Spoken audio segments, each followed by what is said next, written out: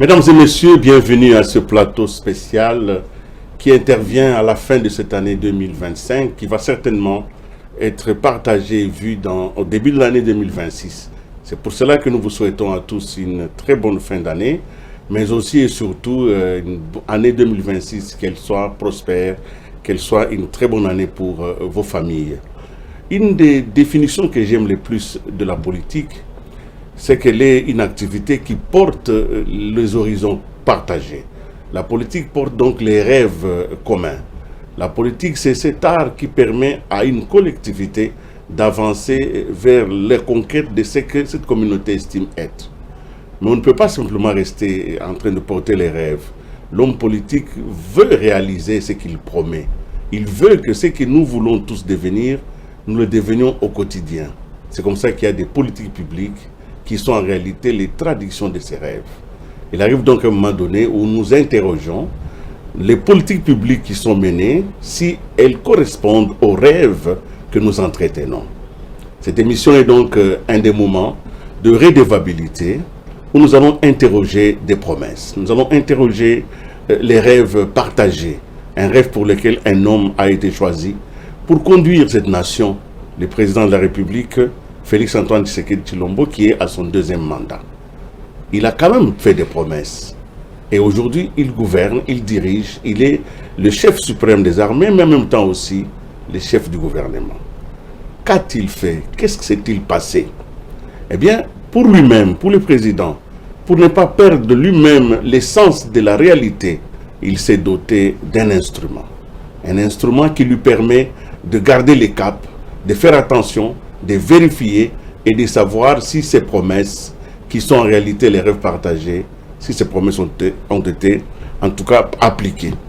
C'est pour cela qu'aujourd'hui, nous avons le plaisir et l'honneur de recevoir les coordonnateurs de cet instrument qu'on appelle le conseil, en tout cas le conseil présidentiel des veilles stratégiques. Vous le connaissez, vous avez entendu parler de lui, mais aujourd'hui nous allons aller un peu plus au profond de cette activité. Le CPVS en sigle est dirigé par M. François Mwamba, qu'on ne présente plus mais que je salue. Bonjour, monsieur le coordonnateur. Bonjour, Willy Kalingai. Merci d'accepter cette activité de communication aujourd'hui, à la fin de l'année. Le CPVS est une grande muette après l'armée, nous le savons. Mais vous devez aussi agir et nous dire un tout petit peu, parce que vous agissez au nom d'une parcelle de pouvoir que le peuple vous a accordé au travers du chef de l'État. Nous allons donc essayer de vous faire parler un tout petit peu aujourd'hui. Mais c'est une activité essentielle et importante, je ne peux pas la mener seule. J'ai le plaisir d'être accompagné dans cette activité par Sandra Nyangi. Bonsoir Sandra. Bonsoir Willy, bonsoir monsieur le coordonnateur. Présentatrice et analyste, parce qu'elle est aussi éditorialiste sur la chaîne nationale. C'est donc avec vous que nous allons passer quelques moments ensemble avec les coordonnateurs. Mais pour ceux qui ne le connaissent pas, ce qui est rare, M. François Mwamba est un homme d'État comme on en parle, parce que depuis une trentaine d'années, il occupe les premières places dans les grandes responsabilités. Il a été ministre de l'économie, ministre du budget, il a été secrétaire général d'un grand parti que vous connaissez. Il est aujourd'hui le coordonnateur de cette structure attachée au chef de l'État, à la présidence, qui s'occupe effectivement de la stratégie pour le développement. Merci donc d'être avec nous. Nous allons donc commencer cette émission, nous allons vraiment y aller, parce que nous voulons savoir si notre vocation de puissance, qui est en tout cas notre rêve, correspond à une véritable stratégie. Alors nous commençons avec Sandra Nyangi pour la première question. Merci beaucoup Willy, merci monsieur François Mwamba d'accepter cette invitation. Alors nous sommes tentés de poser la première question. Le CPVS, c'est un outil stratégique de la présidence de la République que Willy a bien détaillé ici, mais d'un grand public, il n'est pas vraiment connu. Si vous pouvez nous dire en des termes clairs, qu'est-ce que le CPVS, sa mission? Merci Madame Sandra. En termes clairs, voici un responsable, un chef d'État, qui, bien sûr, conscient de ce qu'il a à faire par rapport à la population qu'il a élue, se soucie de s'assurer que tout mot, tout engagement qu'il aura pris devant cette population va être traduit dans les faits. Il y en a très peu au monde, je parle des chefs d'État, qui effectivement s'organisent de cette façon-là, d'une manière d'ailleurs, en ce qui nous concerne, nos républiques démocratiques du Congo, je dirais paradoxale, parce qu'il est véhiculé depuis plusieurs années maintenant, l'idée qui serait que Félix-Antoine Tshisekedi serait un homme qui dit pour ne pas faire. Alors que, on peut prendre les 4 chefs d'État qui l'ont précédé, aucun d'entre eux ne s'était outillé de la manière dont Félix-Antoine Tshisekedi l'a fait, c'est-à-dire avoir comme préoccupation que ce qu'il dit doit être traduit dans les faits. Et donc là, il y a une ordonnance qui a créé effectivement le CPVS, le Conseil présidentiel de veille stratégique, qui est un instrument de la présidence de la République directement lié au président de la République à qui il rend compte de ses missions. Ces missions, quelles sont-elles pour que le public nous connaisse tant soit peu mieux? Il s'agit pour le CPVS, pour l'essentiel, de suivre et d'évaluer à la fois quantitativement mais aussi qualitativement le degré de la mise en œuvre des engagements pris par le chef de l'État tels que stipulés dans le programme du gouvernement. Il faut faire le lien entre ce que le président dit et le programme du gouvernement, parce que quand un gouvernement est là, il y a un programme validé au niveau du Parlement, et donc il faut qu'il y ait un lien entre ces deux aspects, et le pont entre les deux, c'est le CPVS, c'est-à-dire que nous sommes les yeux et les oreilles du chef de l'État pour nous assurer que les engagements pris non seulement sont mis en œuvre, nous monitorons et nous savons, et le grand public ne le sait peut-être pas parce que notre vocation n'est pas de mettre les résultats de nos études, de nos analyses sur la place publique. Nous sommes un outil au service du chef de l'État pour éclairer le président de la République, à lui ensuite, là où il est, avec les outils dont il dispose, que ce soit les gouvernements ou les autres instruments de l'État, de créer les conditions à partir desquelles les recommandations éventuellement énoncées par le CPVS trouvent un moyen de pouvoir être mises en application. Ça, c'est le CPVS. Oui, le CPVS. La RDC est grand. Oui. À la dimension d'un continent. Oui. Vous êtes basé à Kinshasa. Il y a déjà plusieurs années maintenant, on peut prendre 2 ans. Oui. Qu'est-ce que vous avez fait concrètement depuis que vous êtes là? En des termes, je ne dirais pas en des termes, parce que là nous sommes sur le terrain. Oui. Qu'avez-vous déjà fait? Ou s'il faut prendre sur le plan parallélisme, par exemple, vous êtes venu, vous avez trouvé d'autres structures, et quelles sont vos relations avec ces structures-là? Comment est-ce que vous procédez? Vous tous, vous avez la même mission, faire réussir le mandat du chef de l'État. Qu'avez-vous fait jusque-là? Je vous ai énuméré assez rapidement quelles sont vos missions, mais sur quelles sont nos missions. Maintenant, la question que vous posez qui est pertinente, c'est de savoir dans quelle mesure nous-mêmes nous mettons en œuvre effectivement ces missions. Je peux vous en citer quelques-unes d'une manière non exhaustive. Vous direz que s'agissant du suivi évaluation, nous avons, rappelez-vous, quand il y a eu la campagne électorale en décembre 2023, le CPVS a mis sur la table, les anglophones appellent ça un dashboard, donc un outil qui a permis à chaque citoyen vous parliez de l'ensemble de la République démocratique du Congo, donc nos études et nos évaluations ne portent pas seulement sur Kinshasa, bien entendu, c'est sur l'ensemble du pays. Nous avons un instrument, un outil qui est consultable encore aujourd'hui en ligne. Nous allons voir tout à l'heure. Ça peut être affiché. Et donc, nous avons mis ça sur la table. Il s'agit de quoi? Il s'agit de l'inventaire que nous avons fait de tout ce que le président a réalisé, non seulement en termes de discours, mais en termes il y a des photos, il y a des vidéos, et chacun peut, avec cet outil, cliquer sur un bouton par rapport à l'endroit où il habite, que ce soit Kasumbalé, et vérifier que ce que le CPVS annonce comme étant réalisé par le président de la République est vérifiable. Et que donc cet outil, aujourd'hui, puisque nous sommes en 2025 et non plus en 2023, nous l'avons mis à jour et nous avons donc, complémentairement à ce que nous avons fait pour la campagne électorale du président en 2023, aujourd'hui, nous venons de mettre sur table, quand je dis sur table, c'est à l'intention du président de la République, qui est le destinataire de nos travaux. Comme je disais tout à l'heure, la vocation de... Willy a dit grande muette, c'est exact d'une certaine manière. Les destinataires de nos travaux, c'est le chef de l'État et non pas le grand public en tant que tel. Ça vient au grand public je comprends que par rapport à vous ne voulez pas donner trop de détails sur le dossier. Et nous avons pour le moment donc réalisé un bilan de la mise en œuvre des engagements du président de la République, tout ce qu'il a dit qu'il allait faire pour son second mandat.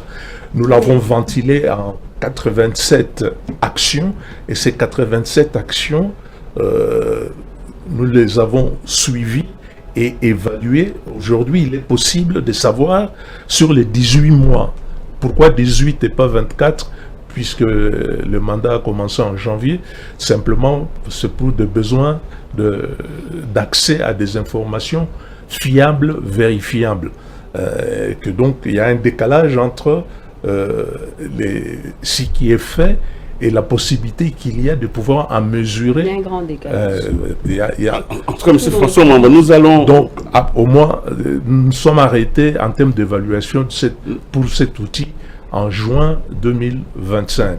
Et que donc, ce travail est là, à la disposition du président de la République. Nous allons voir ça. Et que donc, il n'y a pas que ça. Beaucoup de gens se posent la question de savoir que deviennent les communications, par exemple, du président de la République en Conseil des ministres.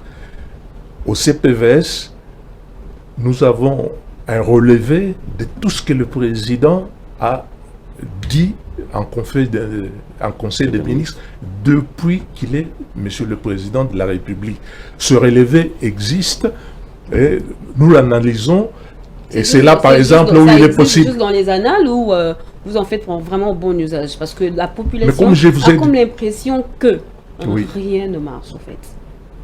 Minimum. Vous avez répertorié et vous avez gardé bien au chaud. Mais... On ne garde pas bien au chaud, on délivre cela comme outil. Et nous allons continuer ce débat. Mais parce que nous sommes à la télé, je ne vous interromps pas. Nous sommes à la télé, les téléspectateurs, c'est aussi l'image. Oui. Alors nous allons essayer de voir un peu pour les questions. Sandra garde encore ces questions chaudes tout à l'heure. Nous allons voir un peu ce que c'est finalement le CPVS vit en image. Nous allons donc suivre ces premiers reportages, ces premiers condensés, pour nous rappeler un tout petit peu quelle est finalement la nature et la portée de ce conseil présidentiel des veilles stratégiques. Suivons. Le Conseil présidentiel des veilles stratégiques a procédé à un état des lieux de toutes les mesures prises par le gouvernement depuis le mandat du chef d'État jusqu'à ce jour. Selon le comité de pilotage du Conseil présidentiel de veille stratégique, ce programme a été exécuté. Le président de la République a pris soin de se doter lui-même d'un outil, d'un instrument qui lui permet de lui rappeler tous les jours: n'oubliez pas, Monsieur le Président, ce que vous avez dit à la population concernant tel secteur, concernant tel domaine. C'est dans le souci de matérialiser la vision de son Excellence Félix Tshisekedi Tshilombo, de faire de notre beau pays un État uni, prospère et sécurisé, en marche vers son développement, que le président de la République s'est doté depuis 2020 d'une structure technique ayant pour rôle essentiel d'encourager une culture de résultats dans la mise en œuvre des politiques publiques. Cette unité est les conseils présidentiels des veilles stratégiques, dits CPVS. Le CPVS a pour mission non seulement de suivre et évaluer la mise en œuvre des engagements du chef de l'État, tels que repris par le programme d'action du gouvernement, mais aussi d'assurer la veille stratégique et d'alerter, les cas échéants, la haute autorité en proposant des mesures correctives nécessaires conformément à l'ordonnance qui les crée. 83% des projets prévus ont été réalisés. Le CPVS, qui est un cabinet qui m'est proche, les conseil présidentiel où ils allaient attacher dans la veille stratégique, existe. La population attend. Et ce même outil est en mesure de dire au président, ce que vous avez promis, aujourd'hui, il n'y a rien qui est fait. Ou bien, ce que vous avez promis est fait, mais n'est pas bien fait. Par ailleurs, au regard de l'esprit de la lettre de la dite ordonnance, le CPVS fonctionne avec 3 organes.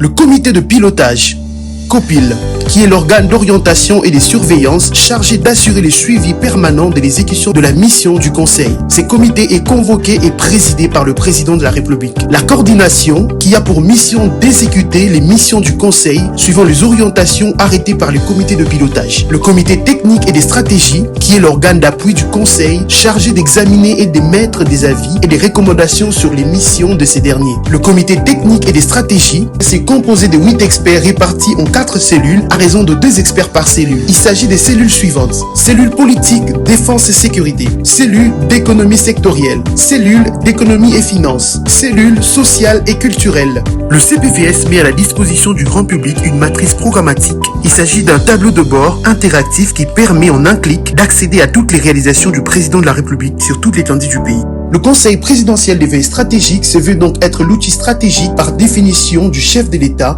œuvrant au service de sa vision. CPVS, au service de la vision présidentielle. Voilà, vous qui nous suivez à l'instant, vous êtes sur ce plateau spécial. Nous sommes en train d'examiner le travail au quotidien d'une structure assez complexe parce que nous n'avons pas l'habitude, et d'ailleurs notre invité a dit aucun des présidents passés n'avait été doté d'un tel instrument. C'est donc normal que ce soit rébarbatif au début, mais si on s'applique, on comprend. Et M. François Mwamba ici a le rôle du pédagogue qui doit nous faire adhérer à cette vision. Nous venons de suivre le petit élément. Je voudrais déjà vous poser une question. Le président fait des promesses, il met en place des politiques publiques et ce n'est pas le CPVS qui applique ces politiques. Le CPVS va observer si cela a été fait ou non. C'est un tout petit peu un travail d'inspecteur. Ceci vous met directement en conflit avec les acteurs au quotidien. Comment vous agissez, comment vous réagissez par rapport à ces contradictions inhérentes à tout contrôle? Même si c'est un contrôle soft, même si vous êtes un homme gentil, même si vos experts ne sont pas des procurateurs ou des procureurs, il y a quand même d'une certaine manière de la contradiction qui apparaît quand vous contrôlez. Comment vous faites quand vous avez vu que ça n'a pas été bien fait, ou il y a eu des détournements, comme c'est le cas par exemple? Comment le CPF réagit par rapport à tout ce qui ne s'est fait mal? Je pense, Monsieur Willy, que notre premier support en termes du travail que nous faisons pour l'acceptabilité par rapport aux gens qui doivent faire, c'est l'honnêteté, l'efficacité et la vérité. Si ce qui est dit est exact, ça peut émouvoir à un moment, mais sur la durée, on ne peut pas tricher au sens où les choses, comme nous disons, non seulement nous le disons au président, mais nous démontrons. Donc je pense que ce côté d'efficience est tout à fait essentiel. Ensuite, comme je dis, il ne s'agit pas simplement, si vous voulez, de ne parler que de choses qui ne vont pas. Le CPVS parle aussi, enfin, en termes de travail. Nous fournissons aussi au président de la République des informations concernant ce qui va bien. Les positifs. Et donc, et nous y mettons des pourcentages, voilà, par rapport à tel aspect de choses. Hein, vous l'avez entendu lui-même parler de 83%. À un moment, dans ce pays, il y avait un débat sur les 100 jours. Beaucoup de gens ont dit des choses. Le CPVS a été le seul service à pouvoir mettre des pourcentages indiscutables, en d'autres termes, vérifiables, par rapport à la manière dont l'argent qui avait été mis à la disposition donc, de ceux qui ont mis en place le programme du 100 jours a été utilisé. Donc, honnêteté, vérité et démonstration ici. Si vous dites quelque chose sur quelqu'un et que vous pouvez démontrer, vous pouvez montrer une photo, vous pouvez faire jouer une vidéo qui indique très précisément ce qui a été fait, je veux dire, la contestation peut être épidermique, mais sur la durée, elle disparaît. Ça ne tient pas la route. Et donc, et puis d'autre part, nous ne sommes pas là que pour parler de ce qui ne va pas. C'est aussi à l'avantage de ceux qui travaillent, de ceux qui font, d'entendre à un moment ou à un autre. Qu'on leur reconnaît un peu le travail qu'ils font. Donc il faut que tout ça soit balancé. Donc il n'y a pas que le mal, il n'y a pas non plus que le bien. Il faut accepter quand c'est mauvais. Donc vous n'êtes pas un père fouettard, non? Non, pas du tout, pas du tout. Nous sommes un catalyseur. C'est-à-dire, notre vocation, c'est de créer les conditions d'une émulation, ce qu'on appelle une culture de résultats. Des résultats. Voilà. C'est essentiel, nous y contribuons, et le président de la République, c'est ce qu'il a voulu, c'est-à-dire qu'il y ait un outil qui permette effectivement de pousser les gens vers le haut et non pas de les attirer vers l'abîme. Donc nous sommes là, nous disons la vérité, ça nous protège.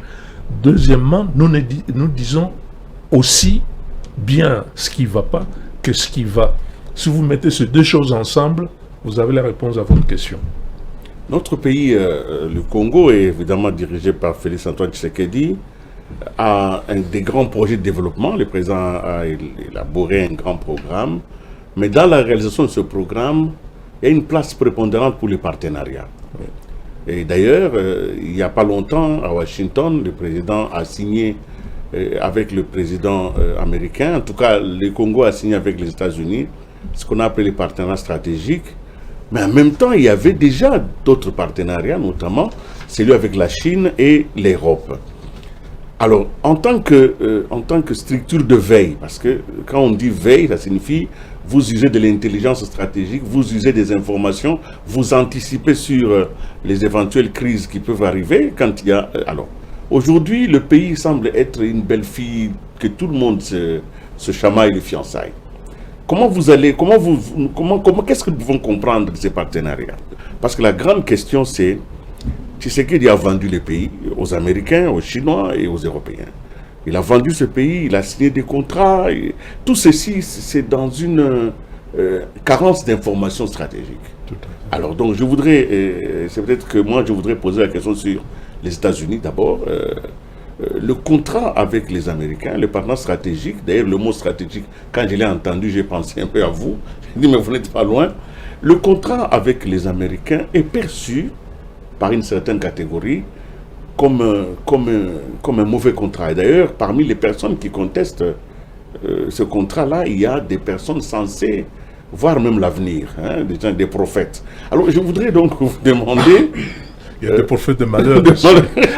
Sur le plan stratégique, oui. Moi, je me pose la question sur les États-Unis. Peut-être Sandra s'occupera du contrat chinois, parce que je vous avais vu avec l'ambassadeur de Chine dans une grande activité. Mais alors, sur les États-Unis, en termes de CPVS, vous ne dévoilez certainement pas des secrets, mais dites-nous, pour l'opinion publique, ce que l'on peut en comprendre en termes de stratégie. Alors, puisque nous parlons stratégie, soyons clairs, soyons précis. Oui. De quoi s'agit-il quand on parle de partenariat dans ce pays? Il faut partir du constat malheureux, qui est que le président Félix Antoine Tshisekedi a hérité d'un pays qui a tout. Et le tout profite à l'étranger. Là aussi, on est dans une sorte de paradoxe. C'est qu'on donne l'impression de vouloir reprocher au président de la République est effectivement à l'opposé de ce qu'il est en train de faire. C'est dont le monde entier a besoin, se trouve chez nous, et ce reste du monde, quand ils viennent chez nous, ils y trouvent leur compte, ils s'enrichissent, ils se développent avec ce qu'ils prennent chez nous, alors que nous, censés être propriétaires de ces ressources, nous sommes en difficulté, que ce soit donc en termes social ou en termes de sécurité. Alors, le président, la décision qu'il prend, c'est de dire qu'il faut inverser les choses. Il ne faut pas que nos ressources soient l'origine de nos malheurs. Comment faire en sorte, et c'est ça l'aspect stratégique, comment faire en sorte pour que ce que nous possédons, et dont tout le monde a besoin, nous serve non seulement pour des aspects socio-économiques, mais également et surtout par rapport à ce qui se passe aujourd'hui en termes de sécurité. Clin d'œil donc aux États-Unis dont vous avez parlé tout à l'heure. Comment faire pour changer cela? Alors, il y a deux mots d'ordre importants là-dedans. C'est partenariat gagnant-gagnant. Éviter et changer le fait que les gens viennent. Quand eux prennent, ils s'enrichissent. Et quand nous restons pauvres. Il faut changer cela. Donc, il faut que ça devienne gagnant-gagnant. Alors, pour que ça devienne gagnant-gagnant, il faut donc faire des contrats qui permettent de créer les conditions à partir duquel celui qui vient chez nous doit participer à notre propre bonheur aussi. C'est-à-dire que nous devons avoir accès à ce qui fait qu'eux s'enrichissent, ça s'appelle la chaîne de valeur, et créer les conditions à partir desquelles une partie de ce bénéfice en termes de change et tout ça, etc., puisse nous profiter. Donc, ce que je suis en train de dire ici clairement, est de dire, loin du président de la République, l'idée soi-disant de brader ou je ne sais pas quoi, ici, il s'agit exactement de faire l'inverse. Ce qui s'est passé jusqu'à présent nous appauvrissait, et maintenant il faut créer les conditions à partir desquelles nous partageons. Parce qu'on ne va pas non plus tout prendre. Celui qui vient aussi investir chez nous doit pouvoir aussi se retrouver. C'est les business. Mais il faut que ce soit lui qui gagne et nous gagnons. Le deuxième élément, parce que j'ai dit il y a deux éléments importants, c'est il n'y a pas d'exclusivité. Donc gagnant-gagnant dans une articulation des intérêts qui soient des intérêts qui ne reposent pas sur des monopoles ou bien un seul partenaire. Donc là, nous nous retrouvons donc dans ce schéma qui est en mise en œuvre aujourd'hui et que tout le monde peut vérifier. Les Chinois sont là, les Américains sont en train de renforcer leur présence, l'Union européenne est là, et j'en passe. Donc, le président de la République veut une coopération qui soit équilibrée, parce que d'ailleurs, quand vous allez dans des situations de monopole, vous vous retrouvez nécessairement avec des situations de décalage. Si cela est si bien dit. Donc la stratégie ici, c'est deux choses importantes. Partenariat gagnant-gagnant. Et pas de monopole. Et puis pas d'exclusivité. Et pas d'exclusivité. Mais que pouvez-vous répondre à ces Congolais qui pensent que ce partenariat est beaucoup plus géopolitique que économique ou que sécuritaire, et beaucoup plus du côté géopolitique? Oui, je m'explique. Par exemple, le partenariat avec... Oui, parce que je ne comprends pas la question. Oui. Les partenariats avec les États-Unis. Vous avez dit que ce partenariat est économique, gagnant-gagnant, et aussi sécuritaire pour que nous puissions nous retrouver. Mais il y a ceux qui pensent que ce partenariat est plus géopolitique, c'est-à-dire les États-Unis veulent se servir de nous, la RDC, pour prendre le contrôle de l'Afrique centrale. Vous n'êtes pas au courant? Non, c'est sidérant ce que j'entends. Pourquoi? Parce que je venais de le dire. Il faut alors bien leur répondre. Oui, la réponse va être très précise. Qu'est-ce qui nous manque? Nous avons besoin de quoi pour que nous trouvions notre bonheur? Les ressources naturelles, nous les avons. Que ce soit la forêt, que ce soit les mines, que ce soit la terre. D'ailleurs, le président parle souvent de la revanche du sol sur le sous-sol. Que ce soit l'eau, tout ça, on a. Mais pourquoi on est malheureux? Il nous manque certainement quelque chose. La première des choses, c'est que, et il faut le reconnaître et le dire,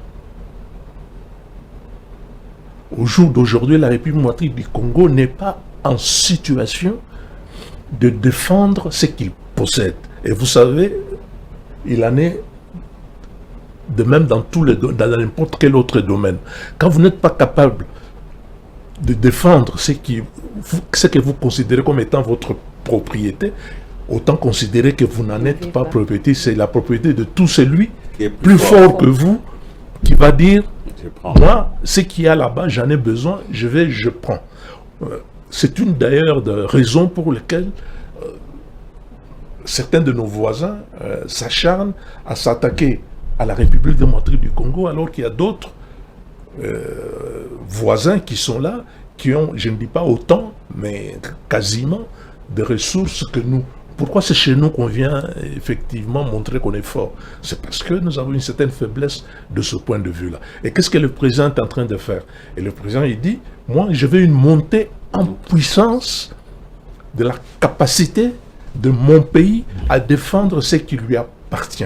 Tu y arrives comment? Parce qu'il ne suffit pas d'avoir de bonnes intentions, il faut se donner le moyen d'y parvenir. L'une des façons d'y parvenir, ce n'est pas de brader, c'est de dire, écoutez, par rapport à ce que moi, République démocratique du Congo, je possède, et je sais que tu en as besoin, je veux en contrepartie que lorsque toi tu auras accès à ça, moi aussi je puisse avoir accès à ce que toi tu as et que je n'ai pas.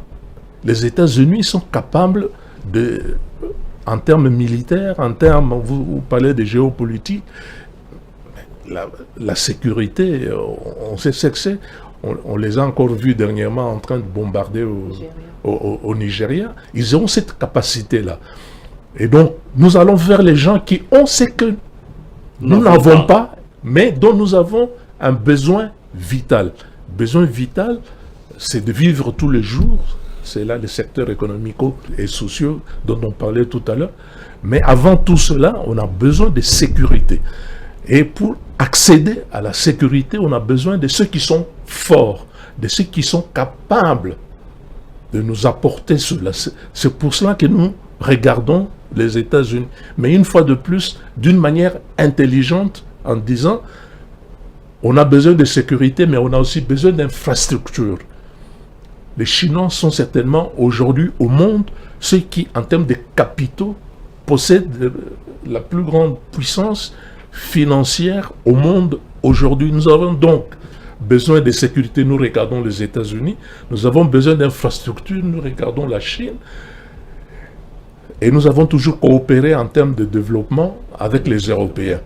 Et donc voilà un petit peu le schéma donc, qui est là, qui est très clair et qui s'appelle gagnant et pas d'exclusivité. Mais alors quand vous entendez les gens dire que c'est un mauvais contrat, et parmi les personnes les plus capées de la République, les élites, c'est parce qu'ils font des sentiments. Je ne dis pas qu'ils ne réfléchissent pas, mais je n'irai pas vers l'insulte. Moi, je dis simplement ceci. Il faut se poser les bonnes questions pour avoir de bonnes réponses. Qu'est-ce qui nous manque est une bonne question. Qu'est-ce que les Américains ont par rapport à ce qui nous manque est une autre bonne question. Est-ce que ce que les Américains sont à même de pouvoir nous offrir les Chinois peuvent faire la même chose. En tout cas, ils n'interviennent pas dans le domaine sécuritaire. Je dirais clairement non. Parce que le mode opératoire de la Chine à l'international ne correspond pas à ce dont nous avons besoin. Aujourd'hui, on a besoin d'un aspect qui s'appelle interventionnisme. Les Chinois ne sont pas interventionnistes à l'international. Ce n'est pas dans leur politique étrangère. Mais ils peuvent nous apporter les capitaux nécessaires aux infrastructures.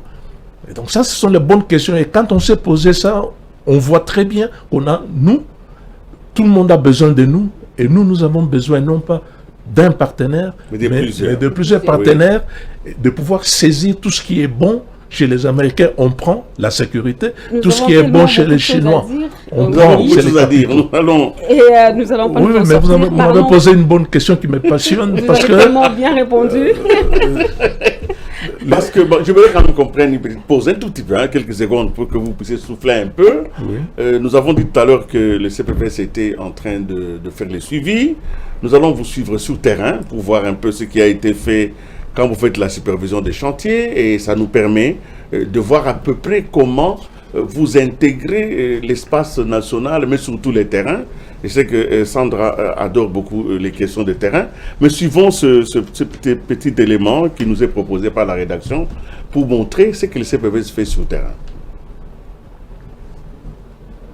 Le Conseil présidentiel de veille stratégique ne se contente pas d'observer, il contrôle, évalue et alerte. Dans le cadre de l'axe 1 des suivis et évaluation de la mise en œuvre des 6 engagements majeurs du chef de l'État, Félix-Antoine Tshisekedi, pour son second mandat, le CPVS identifie les actions prioritaires, le valide et surtout en assure un suivi rapproché de leur exécution. Pour remplir cette mission, les équipes du CPVS multiplient les descentes sur le terrain. Objectif, confronter les décisions aux réalités, mesurer l'avancement des projets et aider à lever les obstacles. Illustration dans la zone économique spéciale de Kinmalebo, où une mission d'inspection a permis de faire le point sur l'état d'exécution des travaux. Nous ne pouvons qu'être contents si un service qui est rattaché au cabinet du chef de l'État vient nous visiter justement pour faire les suivis des instructions du chef de l'État, parce que c'est une décision du chef de l'État.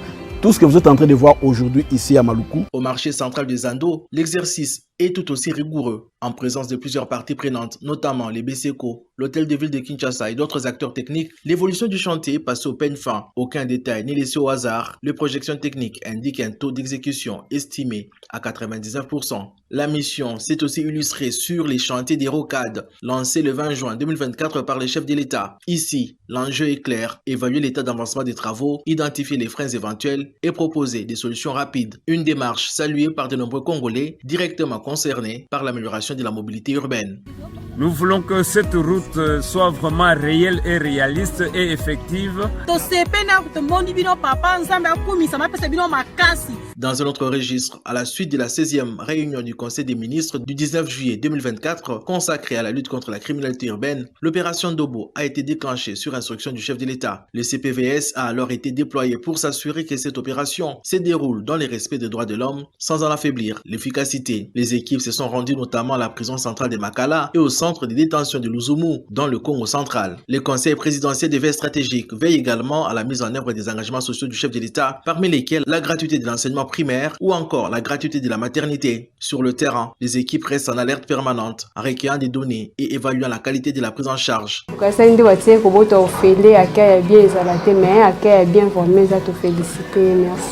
Dans plusieurs structures sanitaires visitées, les dispositifs fonctionnent globalement de manière satisfaisante. Les signaux sont ouverts.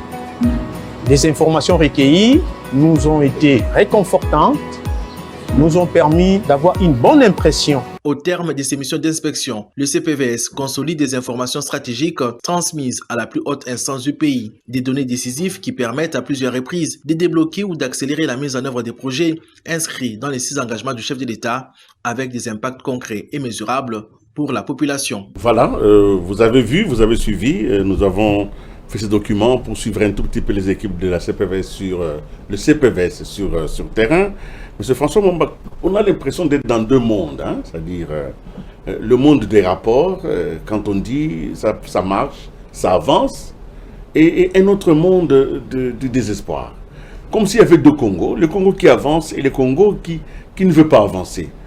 Est-ce que ce n'est pas un problème de communication? Parce que j'ai l'impression que des choses sont faites, des chantiers sont achevés, des infrastructures sont livrées, voire même à temps. Et le pourcentage est au-delà de 50%. Pourquoi on a l'impression que c'est la misère, avec ce qu'il dit, ça n'a pas du tout avancé? Qu'est-ce qui est, à votre avis, à l'origine de ce qui apparaît quand même comme une campagne de dénigrement, de ces choses que vous faites avec les chefs de l'État? Mais en ce qui nous concerne, nous, on a une petite difficulté de ce côté-là. Vous n'êtes pas ouvert au public. Nous ne sommes pas un outil de communication du grand public en tant que tel.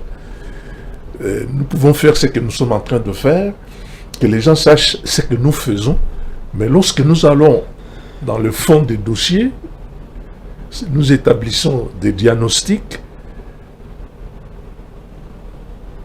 Ces informations-là, sous cette forme-là, ne sont destinées qu'au seul président de la République qui lui dispose de leviers qui permettent, parce que quand on dit la rocade, là, par exemple, c'est un des dossiers que nous suivons. Il y a eu sur la place publique l'histoire des 1000 maisons et tout ça, etc. Ce sont des dossiers que nous suivons et pour lesquels nous avons des informations qui ne sont pas nécessairement diffusables au grand public par le CPVS. Ça ne veut pas dire que c'est quelque chose qu'il faut cacher.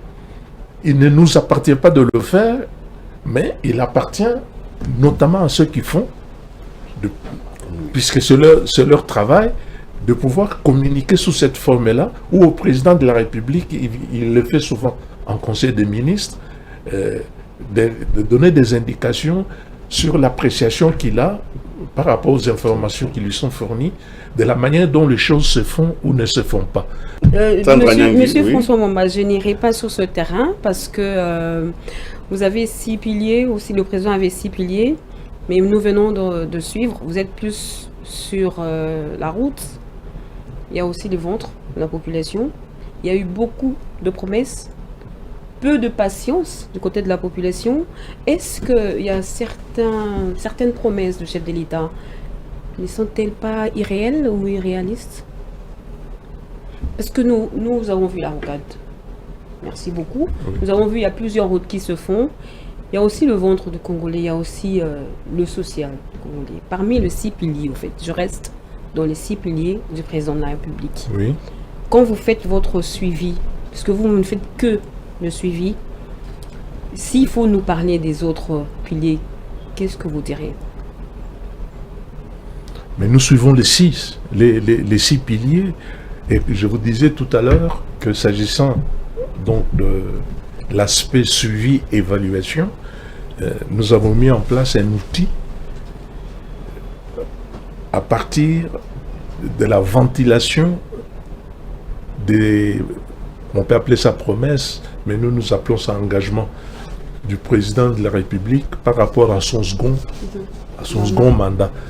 Et donc ce travail est fait dans les 6, à l'intérieur desquels il y a des engagements, donc, et tout ça, etc. Les 6 domaines sont également suivis, et je vous dis que le travail qui a été fait est un travail méticuleux qui va beaucoup plus loin que ce qu'on voit là. Par exemple, rocade, quand on dit 98% ou quand on dit 95%, au niveau du CPVS, ça n'a pas la même signification que ce qu'on entend là. Parce que nous nous intéressons à quoi? Les choses sont peut-être faites, un certain nombre de choses sont peut-être réalisées d'une manière plus que satisfaisante, mais il peut y avoir un grain de sable. Il peut y avoir une difficulté qui fait... Dans des petits détails. Voilà. C'est le cas non seulement pour la rocade, c'est le cas, je vais vous le dire parce que c'est la vérité, du Zando. Le grand Zando de Kinshasa, le grand marché, marché qui est exécuté à plus de 90%. Mais qui est toujours inopérationnel. Mais qui connaît des grains de sable. Et ça, c'est aussi notre travail, qui est d'aller chercher ce grain de sable, de pouvoir dire à qui de droit, voilà, là, jusque-là, les choses se sont bien faites, Mais il ne peut pas y avoir une inauguration, puisque avant l'inauguration, il faut avoir résolu ce problème de grains de sable. Vous allez continuer, mais je voudrais insister, si Sandra nous permet. Donc, vous voyez, nous allons beaucoup plus loin que... Dans sa question, un aspect, je voudrais vraiment que vous reveniez là-dessus. Oui. Elle parle de promesses irréalisables. Y a-t-il des choses irréalisables? C'est en fait une petite contradiction. Les chefs ne peuvent pas promettre des choses qu'ils ne peuvent pas réaliser. Parce qu'avant de les promettre, il les a étudiées.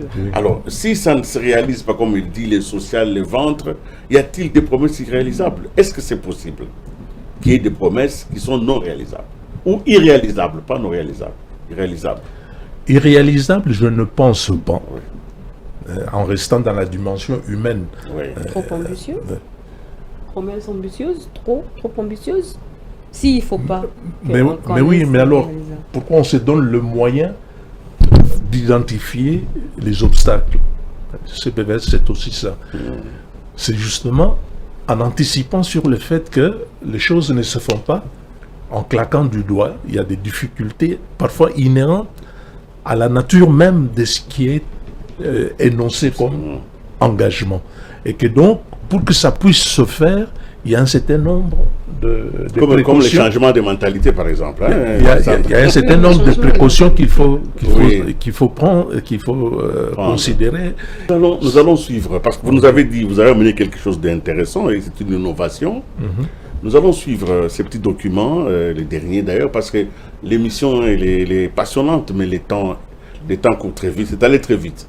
Nous allons suivre cet élément qui nous montre un tout petit peu l'application que vous avez mise en place, vos techniciens, pour que chaque Congolais ait la capacité de vérifier au quotidien et à l'instant même les choses qui sont faites. Il peut dire, voilà, je vais dans telle province, moi c'est, par exemple, chez moi, là-bas en Andanjika, qu'est-ce qui a été fait, qu'est-ce qui n'a pas été fait.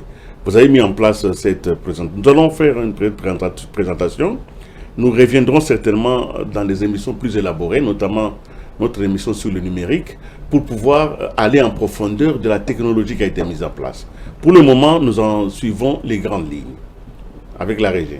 Pour répondre aux doutes souvent exprimés selon lesquels le président de la République ferait des promesses sans les concrétiser, la cellule présidentielle de veille stratégique a mis en place un outil numérique et simple et accessible à tous. Le site Dashboard CPVS, un dashboard de suivi des réalisations présidentielles. Concrètement, ce dashboard permet à chaque citoyen, où qu'il se trouve, d'avoir une vue claire sur des actions menées par le chef de l'État dans le cadre de ses 6 engagements. Il est consultable depuis un ordinateur ou un téléphone portable à tout moment. L'utilisation est très simple, il suffit de cliquer sur le lien du dashboard pour accéder à un menu principal. À partir de là, l'utilisateur choisit le domaine d'intervention dont la santé, l'éducation, infrastructure, etc.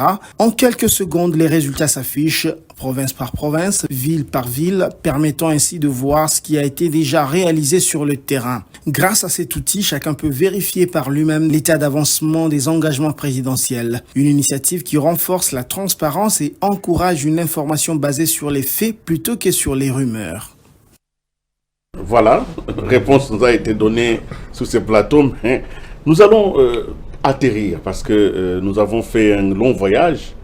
Nous avons visité l'ensemble des engagements et de vos convictions. La vérité, c'est que vous vous donnez les moyens d'être dans la réalité et de réaliser cela. Nous ne pouvons que féliciter des dirigeants qui acceptent de se mesurer à l'espoir du peuple et surtout aussi de permettre à ce peuple de donner son point de vue. Alors, pour pouvoir terminer, nous allons prendre une question avec Sandra et puis je pourrais peut-être demander à M. François Omba de conclure cette émission. Je vous en prie. Oui, c'est vous. Juste une petite question. Vous êtes là depuis combien de temps? 2020. Depuis 2020. Et quelles sont vos relations avec d'autres structures étatiques? Comment est-ce que vous évoluez? Je suis vraiment curieuse de savoir. Vous mettez en place des outils tellement innovants et comment est-ce que vous évoluez avec d'autres pour plus de propulsion? Donc il y a plusieurs aspects là-dedans en ce qui concerne la réponse que j'ai à donner. Le premier élément de réponse, c'est que l'ordonnance qui nous crée nous invite à collaborer avec le gouvernement national, avec les gouvernements provinciaux et les autres services de l'État. Et comment nous y arrivons? Nous y arrivons par la mise en place de ce que nous appelons les points focaux. Nous avons donc des personnes identifiées dans chaque ministère au niveau national. Nous avons des points focaux dans chaque service et structure de l'État. En ce moment où il n'y a pas longtemps, un nouveau gouvernement venait de se mettre en place, ça a été pour nous une occasion de renouveler ce point focal, puisque, notamment ce qui concerne les ministères, lorsque les équipes changent, donc il faut effectivement renouveler le point de contact avec ces ministères. Et donc, la collaboration est quotidienne. Nonobstant le fait que cela est complété par des missions que nous menons soit nous-mêmes directement sur terrain, en province et ailleurs, soit en collaboration avec les autres services, notamment au niveau du cabinet du chef de l'État. Nous effectuons ce que nous appelons des missions communes par rapport à des sujets qui sont des sujets transversaux, dont les autres collaborateurs du président s'occupent notamment. C'est ainsi que nous évoluons donc d'une manière, avec un maillage qui nous permet d'avoir une visibilité par rapport à ce qui nous vient spontanément et par rapport à ce que nous sommes amenés à aller chercher. Des difficultés majeures ou minimes dans l'exercice de cette mise en synergie ou Il y a parfois des difficultés qui peuvent être qualifiées de difficultés réelles, pour ne pas dire grandes difficultés, parce que vous savez, Willy l'a dit tout à l'heure, en cette matière où vous êtes perçu comme un inspecteur, comme quelqu'un qui vient pour sanctionner, la collaboration n'est pas toujours spontanée. Donc il faut parfois y mettre beaucoup de diplomatie, beaucoup de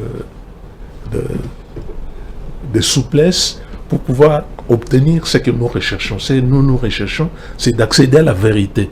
Parce que comme ce n'est pas nous qui faisons, il faut que nous ayons la capacité d'accéder à ce qui éventuellement, je ne dis pas nous aurait été caché, mais que les gens n'ont pas envie que ça se sache. Il faut nous donner les moyens de pouvoir aller, y compris par la fenêtre, pour pouvoir savoir de quoi est-ce que ça retourne exactement. Mais une fois de plus, dans le rendu, celui qui fait doit pouvoir se retrouver au sens de dire ce qui a été dit est exact, quand bien même ce n'est pas moi qui ai fourni la dite information. Ça, c'est tout à fait essentiel pour nous, cet exercice de redevabilité, mais couplé à la vérité, est tout à fait essentiel. Donc, voilà. François Mwamba, sans trahir les secrets des notes confidentielles que vous déposez sur la table du chef de l'État, le deuxième mandat a déjà commencé. Vous avez mis en place une application, je peux appeler une chirurgie des réalisations. Si vous devez nous donner un pourcentage de ce qui a déjà été fait et qui peut être vérifié sur base de cette application, vous direz que le chef de l'État a réalisé combien de pourcentage de ses promesses de deuxième mandat jusqu'à ce jour? Si vous avez un pourcentage à donner. Vous vous adressez pour ça à la mauvaise personne. Jugez pas. Qui sait? Le CPVS a cette information. Oui. Mais je ne peux pas venir sur un plateau de télévision, Willy, sauf toute la considération que j'ai pour toi en tant qu'un professionnel, pour donner de telles informations. Je dis, elle existe, parce que si je disais que ça n'existe pas, on va me dire à quoi est-ce que vous servez. Voilà. Nous avons cette information d'une manière détaillée. Alors, vous n'allez pas nous la donner, détaillée et documentée. Alors, vous n'allez pas... outil qu'il vient de créer pour que nous ayons beaucoup plus envie d'y aller sur le net. Comme j'ai dit, ce qui ne peut pas venir directement de nous le sera de toutes les façons. Alors, par d'autres canaux. Y compris quand nous donnons des informations au président de la République, il peut aller en conseil des ministres et en faire un point en disant, voilà, il me revient que, etc. Voilà. Je comprends. Lui peut le dire. Et donc, ce que vous demandez, vous sera communiqué. J'accepte. Nous acceptons tout le temps. Nous gardons notre soif. Nous allons certainement le savoir.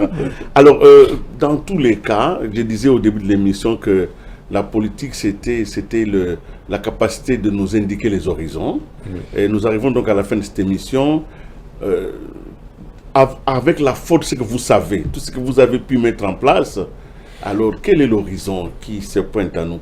Le chef de l'État nous indique quel type d'horizon. Ça, ce n'est pas un secret. Ça, vous pouvez le dire. Parce qu'il a parlé publiquement, vous avez suivi ce qu'il a fait, vous pouvez donc nous indiquer l'horizon, le rêve que nous pouvons poursuivre ensemble comme communauté nationale. Et ce sera ça le mot de la fin.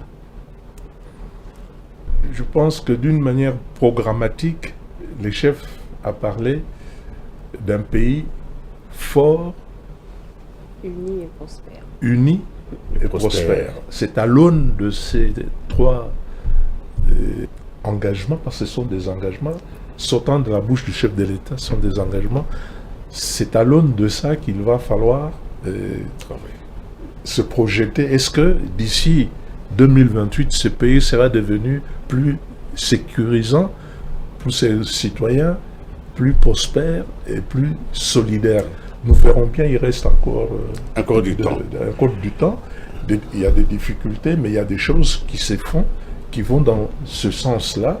Et donc, je ne peux pas dire autre chose aujourd'hui que l'horizon est déjà fixé. Le chemin pour y arriver, il reste encore du temps. Donc, nous verrons si vous le souhaitez, peut-être dans les mois qui viennent, pour pouvoir en parler. Merci beaucoup. Nous, le temps, il est arrivé à la fin de cette émission. J'ai vraiment été très heureux d'être avec vous. Je voudrais profiter de cette occasion solennelle pour vous souhaiter à vous, à votre famille, mais surtout aussi à tous les agents et cadres de CPVS des meilleures fêtes de fin d'année, et surtout que ne résistez pas au travail, travaillez, parce que parfois vous êtes peut-être les seules planches de salut qui nous restent dans cette morosité généralisée. Travaillez donc, ne désespérez pas. Du travail que vous faites, la nation, un jour, vous récompensera pour cela. Merci, M. Willy Kanengai, pour les vœux. Merci. Et pour m'avoir donné l'occasion, tant soit peu, de mettre à la disposition du grand public ce que nous faisons pour lui, pour ce public. Merci aussi à vous, amis téléspectateurs, de nous avoir suivis dans vos maisons. En tout cas, réagissez nombreux. Cette émission va être diffusée sur plusieurs canaux. En tout cas, elle sera sur nos plateformes numériques. Réagissez. Elle sera aussi sur des pages Facebook. Réagissez. Envoyez des questions. C'est ça qui va nous permettre d'avoir des armes pour encore revenir vers le CPVS, parce qu'ils sont là pour nous aider à ce que les rêves deviennent des réalités. Mesdames et messieurs, bienvenue dans cette nouvelle année. Au revoir et à la prochaine. La République démocratique du Congo, à jamais égale à elle-même. 2 345 410 km² est la